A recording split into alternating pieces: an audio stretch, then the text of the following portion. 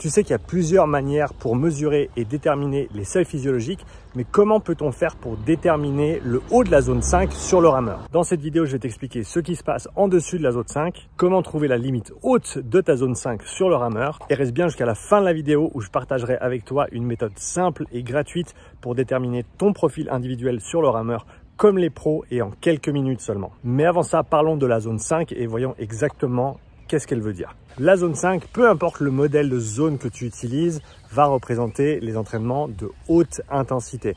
Elle va se superimposer sur le domaine sévère en dessus du deuxième seuil.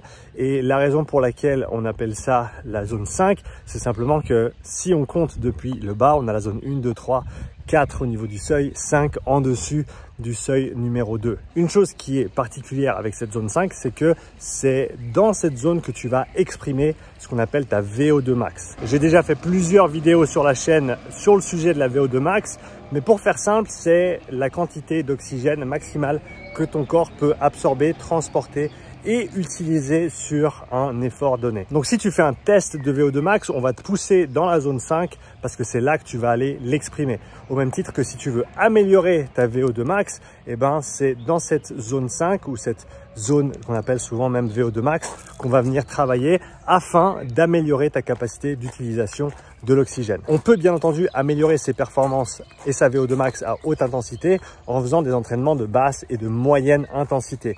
Mais clairement, si tu veux exprimer ta VO2 max durant un entraînement, ça va se faire dans la zone 5. Avant de parler de ce qui se passe en dessus de la zone 5, je t'invite à rejoindre ma petite formation gratuite sur les zones d'entraînement et comment optimiser tes entraînements en cardio. Tu peux rejoindre plus de 3000 participants en cliquant le lien dans la description. Maintenant, certains te diront que au-delà de la zone 5, ça sert à rien d'aller s'y entraîner parce que voilà, on utilise 5 zones et c'est tout ce qu'il nous faut pour s'entraîner. Et là, je suis pas d'accord. Ce qui se passe en dessus de la zone 5, déjà au niveau physiologique, ce qui va se passer, c'est que on va atteindre l'échec de l'effort. Si on est poussé au-delà de cette zone 5, on va atteindre l'échec de l'effort avant même d'avoir pu exprimer sa VO2 max ou sa VO2 pic, si on veut utiliser la terminologie exacte. Donc en dessous de la zone 5, on ne va pas exprimer sa VO2 max.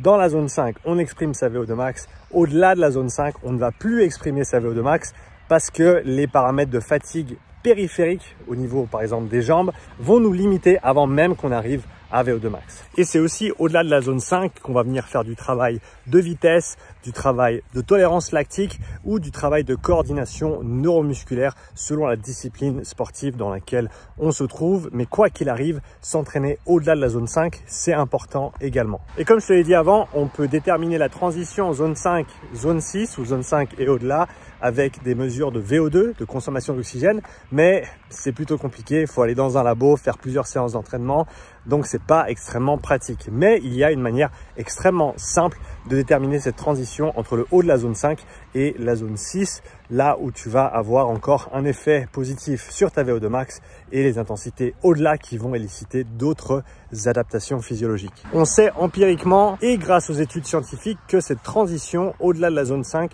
se situe entre 2 et 3 minutes d'effort environ. Donc un moyen extrêmement simple d'estimer ce haut de zone 5, c'est de faire un test de 3 minutes qui va te donner cette zone transition et simplement t'indiquer que si tu veux faire un entraînement de type VO2 max, tu vas vouloir être en dessous de cette puissance. Si tu vas sur des efforts plus courts que 3 minutes, il y a des chances que tu ne sois plus dans ta zone 5, plus dans ta zone de haute intensité et donc le type d'entraînement que tu vas faire là-bas ne sera plus le même. Et si tu veux aller un petit peu plus loin, je te propose de suivre ma formation gratuite pour établir ton profil individuel. Tu vas non seulement faire un test de 3 minutes, mais aussi un test de 12 minutes, ce qui va te permettre de déterminer le haut de ta zone 5, mais également le bas de ta zone 5 grâce à la puissance critique.